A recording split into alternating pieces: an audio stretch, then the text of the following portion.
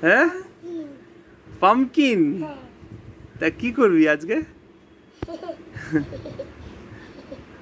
হ্যাঁ পামকিন খাবি হ্যাঁ আমাদের টাইমে ইংরেজিতে লিখতো পামকিন লিখে দিত হ্যাঁ শর্টকাটে হ্যাঁ মেরে দিত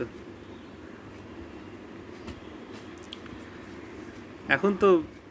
অনেক কিছু বদলে গেছে মানুষ জানে এখন বাইরের দেশের খাবারগুলো জানে এদিকে জানে নানা রকমের নাম পামকিন খাবো পামকিন খাবো পামকিন খাবো